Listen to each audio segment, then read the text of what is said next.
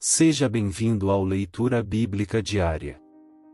Hoje faremos a leitura da carta de Paulo aos Gálatas. Senhor nosso Deus e Pai, obrigado por mais este dia de vida. Lhe pedimos sabedoria e entendimento da Tua palavra, em nome de Jesus. Amém. Capítulo 1. Paulo, apóstolo, e não da parte de pessoas, nem por meio de homem algum, mas por Jesus Cristo e por Deus Pai, que o ressuscitou dos mortos. E todos os irmãos que estão comigo, as igrejas da Galácia. Que a graça e a paz estejam com vocês, da parte de Deus, nosso Pai, e do Senhor Jesus Cristo, o qual entregou a si mesmo pelos nossos pecados, para nos livrar deste mundo perverso, segundo a vontade de nosso Deus e Pai. A quem seja a glória para todo sempre. Amém. Estou muito surpreso em ver que vocês estão passando tão depressa daquele que os chamou na graça de Cristo para outro evangelho, o qual, na verdade, não é outro. Porém, há alguns que estão perturbando vocês e querem perverter o evangelho de Cristo. Mas, ainda que nós ou mesmo um anjo vindo do céu pregue a vocês um evangelho diferente daquele que temos pregado, que esse seja anátema. Como já dissemos, e agora repito, se alguém está pregando a vocês um evangelho diferente daquele que já receberam, que esse seja anátema. Por acaso eu procuro, agora, o favor das pessoas ou o favor de Deus? Ou procuro agradar pessoas? Se ainda estivesse procurando agradar pessoas, eu não seria servo de Cristo.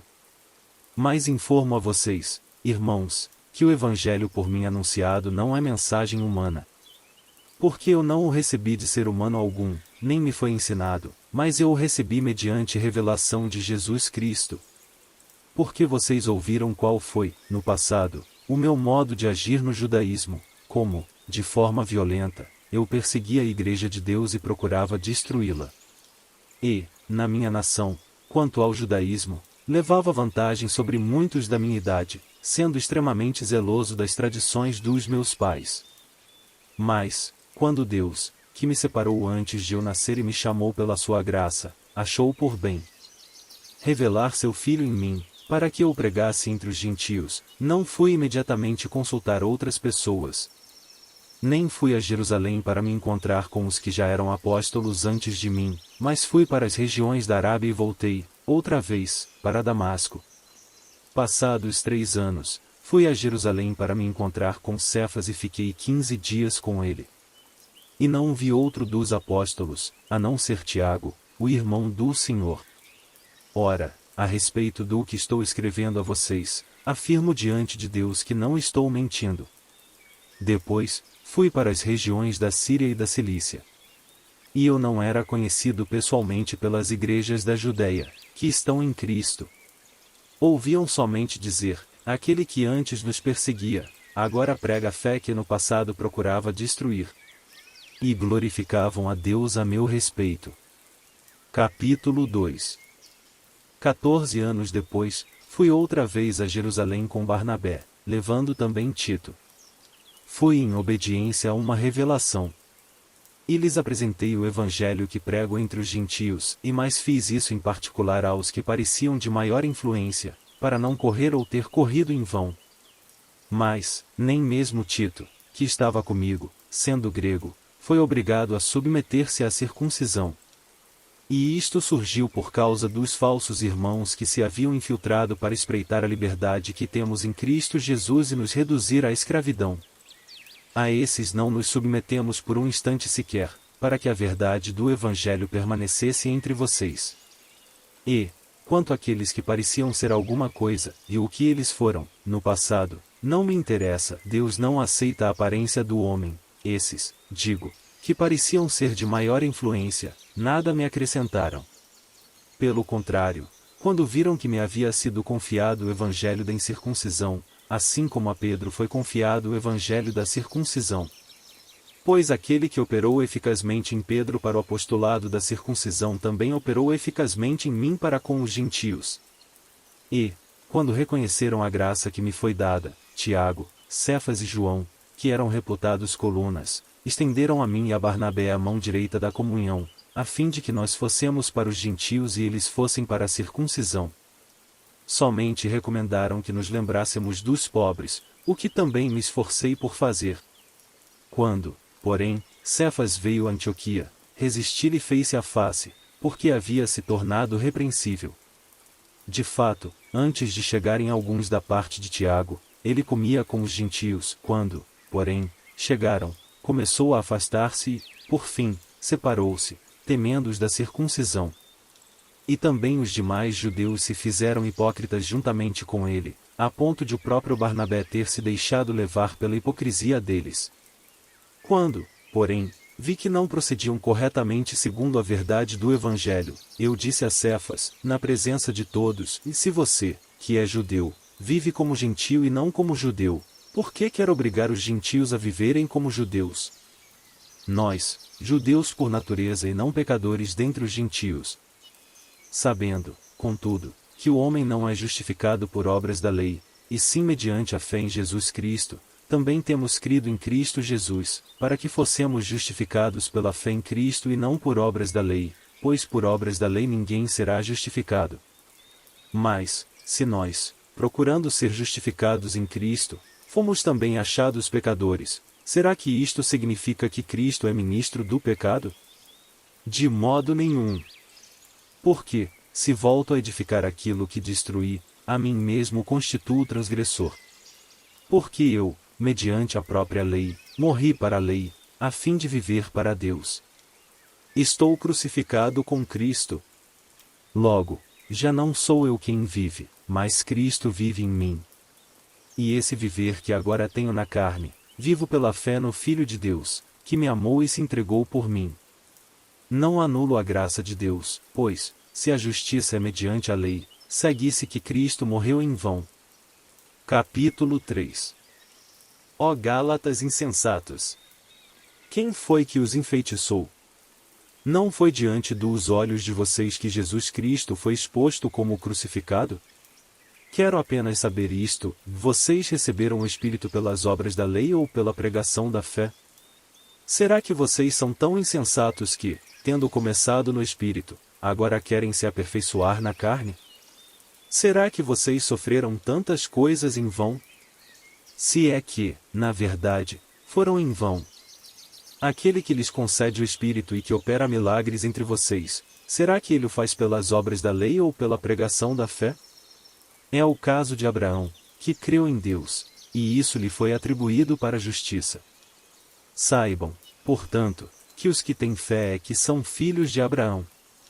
Ora, tendo a Escritura previsto que Deus justificaria os gentios pela fé, preanunciou o Evangelho a Abraão, dizendo: em você serão abençoados todos os povos. De modo que os que têm fé são abençoados com o crente Abraão. Pois todos os que são das obras da lei estão debaixo de maldição, porque está escrito: e maldito todo aquele que não permanece em todas as coisas escritas no livro da lei, para praticá-las. E é evidente que, pela lei, ninguém é justificado diante de Deus, porque o justo viverá pela fé. Ora, a lei não procede de fé, mas aquele que observar os seus preceitos por eles viverá. Cristo nos resgatou da maldição da lei, fazendo-se ele próprio maldição em nosso lugar, e porque está escrito: e maldito todo aquele que for pendurado em madeiro. Para que a bênção de Abraão chegasse aos gentios, em Cristo Jesus, a fim de que recebêssemos, pela fé, o Espírito prometido. Irmãos, falo em termos humanos. Ainda que uma aliança seja meramente humana, uma vez ratificada, ninguém a revoga ou lhe acrescenta coisa alguma. Ora, as promessas foram feitas a Abraão e ao seu descendente. Não diz: e aos descendentes, como falando de muitos, porém como falando de um só, e ao seu descendente, que é Cristo.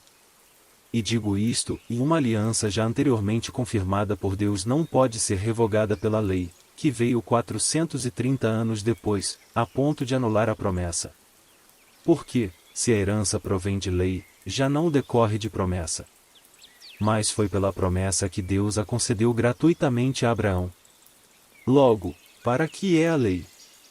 Ela foi acrescentada por causa das transgressões, até que viesse o descendente a quem se fez a promessa, e foi promulgada por meio de anjos, pela mão de um mediador. Ora, o mediador não é de um só, mas Deus é um só. Seria, então, a lei contrária às promessas de Deus? De modo nenhum. Porque, se fosse promulgada uma lei que pudesse dar vida, então a justiça seria, de fato, procedente de lei. Mas a Escritura encerrou tudo sob o pecado, para que, mediante a fé em Jesus Cristo, a promessa fosse concedida aos que creem. Mas, antes que viesse a fé, estávamos sob a tutela da lei e nela encerrados, para essa fé que, no futuro, haveria de ser revelada. De maneira que a lei se tornou nosso guardião para nos conduzir a Cristo, a fim de que fossemos justificados pela fé. Mas, agora que veio a fé, já não permanecemos subordinados ao guardião. Pois todos vocês são filhos de Deus mediante a fé em Cristo Jesus. Porque todos vocês que foram batizados em Cristo de Cristo se revestiram.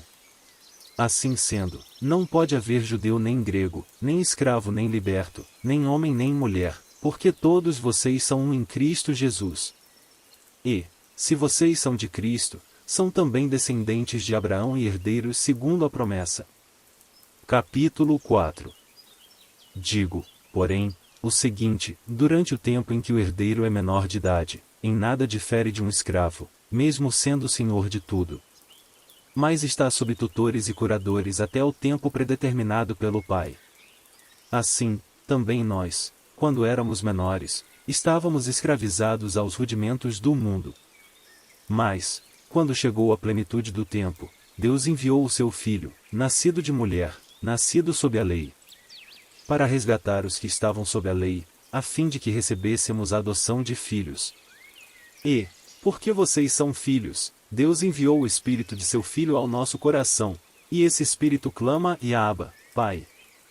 Assim, você já não é mais escravo, porém filho, e, sendo filho, também é herdeiro por Deus. Mas, no passado, quando não conheciam a Deus, vocês eram escravos de deuses que, por natureza, não são deuses.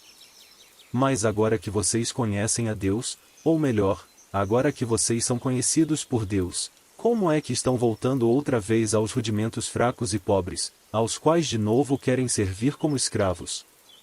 Vocês guardam dias, meses, tempos e anos. Receio que o meu trabalho por vocês tenha sido em vão. Sejam como eu sou, porque também eu sou como vocês. Isto é o que lhes peço, irmãos. Vocês não me ofenderam em nada. E vocês sabem que eu lhes preguei o Evangelho a primeira vez por causa de uma enfermidade física. E, por mais que a minha enfermidade na carne lhes tenha sido uma provação, vocês não me trataram com desprezo nem desgosto. Pelo contrário, me receberam como anjo de Deus, como o próprio Cristo Jesus. O que aconteceu com a felicidade que vocês tinham? Porque posso dar testemunho de que, se fosse possível, vocês teriam arrancado os próprios olhos para me dar. Será que, por dizer a verdade, me tornei inimigo de vocês? Esses que se mostram tão zelosos em relação a vocês não estão sendo sinceros. O que eles querem é afastar vocês de mim, para que vocês se interessem por eles. É bom ser sempre zeloso pelo bem e não apenas quando estou com vocês. Meus filhos, por quem, de novo, estou sofrendo as dores de parto, até que Cristo seja formado em vocês. Bem que eu gostaria de estar agora aí com vocês e falar em outro tom de voz, porque estou perplexo com vocês. Digam-me vocês, os que querem estar sob a lei, será que vocês não ouvem o que a lei diz? Pois está escrito que Abraão teve 2 filhos, um da mulher escrava e outro da mulher livre. O filho da escrava nasceu segundo a carne, o filho da mulher livre nasceu mediante a promessa. Estas coisas são alegóricas, porque essas mulheres são 2 alianças. Uma se refere ao monte Sinai, que gera para a escravidão, esta é Agar. Ora, Agar é o monte Sinai, na Arábia, e corresponde a Jerusalém atual, que está em escravidão com os seus filhos. Mas a Jerusalém lá de cima é livre e ela é a nossa mãe. Porque está escrito: alegre-se, ó estéril. Você que não dá à luz. Exulte e grite. Você que não sente dores de parto. Porque os filhos da mulher abandonada são mais numerosos do que os filhos da que tem marido. Mas vocês, irmãos, são filhos da promessa, como Isaque. Como, porém, no passado, aquele que nasceu segundo a carne perseguia o que nasceu segundo o Espírito, assim também acontece agora. Mas o que diz a Escritura? Ela diz: mande embora a escrava e seu filho, porque de modo nenhum o filho da escrava será herdeiro com o filho da mulher livre. Portanto, irmãos, somos filhos não da escrava, mas da livre. Capítulo 5. Para a liberdade foi que Cristo nos libertou. Por isso, permaneçam firmes e não se submetam, de novo, a jugo de escravidão. Eu, Paulo, lhes digo que, se vocês se deixarem circuncidar, Cristo não terá valor nenhum para vocês. De novo, testifico a todo homem que se deixa circuncidar que o mesmo está obrigado a guardar toda a lei. Vocês que procuram justificar-se pela lei estão separados de Cristo, vocês caíram da graça de Deus. Porque nós, pelo Espírito, aguardamos a esperança da justiça que provém da fé. Porque, em Cristo Jesus, nem a circuncisão, nem a incircuncisão tem valor algum, mas a fé que atua pelo amor. Vocês vinham correndo bem. Quem foi que os impediu de continuar a obedecer à verdade? Esta persuasão não vem daquele que os chamou. Um pouco de fermento leveda toda a massa. Tenho confiança no Senhor de que vocês não mudarão a sua forma de pensar. Mas aquele que está perturbando vocês, seja ele quem for, sofrerá a condenação. Mas, irmãos, se ainda prego a circuncisão, por que continuo sendo perseguido? Nesse caso, estaria desfeito o escândalo da cruz. Quem dera até se mutilassem aqueles que estão perturbando vocês. Porque vocês, irmãos, foram chamados à liberdade. Mas não usem a liberdade para dar ocasião à carne, pelo contrário, sejam servos uns dos outros, pelo amor. Porque toda a lei se cumpre em um só preceito, a saber, ame o seu próximo como a você mesmo. Mas, se vocês ficam mordendo e devorando uns aos outros, tenham cuidado para que não sejam mutuamente destruídos. Digo, porém, o seguinte: vivam no Espírito e vocês jamais satisfarão os desejos da carne. Porque a carne luta contra o Espírito, e o Espírito luta contra a carne, porque são opostos entre si, para que vocês não façam o que querem. Mas, se são guiados pelo Espírito, vocês não estão debaixo da lei. Ora, as obras da carne são conhecidas e são imoralidade sexual, impureza, libertinagem, idolatria, feitiçarias, inimizades, rixas, ciúmes, iras, discórdias, divisões, facções, invejas, bebedeiras, orgias e coisas semelhantes a estas. Declaro a vocês, como antes já os preveni, que os que praticam tais coisas não herdarão o reino de Deus. Mas o fruto do Espírito é amor, alegria, paz, longanimidade, benignidade, bondade, fidelidade, mansidão, domínio próprio. Contra estas coisas não há lei. E os que são de Cristo Jesus crucificaram a carne, com as suas paixões e os seus desejos. Se vivemos no Espírito, andemos também no Espírito. Não nos deixemos possuir de vanglória, provocando uns aos outros, tendo inveja uns dos outros. Capítulo 6. Irmãos, se alguém for surpreendido em alguma falta, vocês, que são espirituais, restaurem essa pessoa com espírito de brandura. E que cada um tenha cuidado para que não seja também tentado. Levem as cargas uns dos outros, e assim, estarão cumprindo a lei de Cristo. Porque, se alguém julga ser alguma coisa, não sendo nada, engana a si mesmo.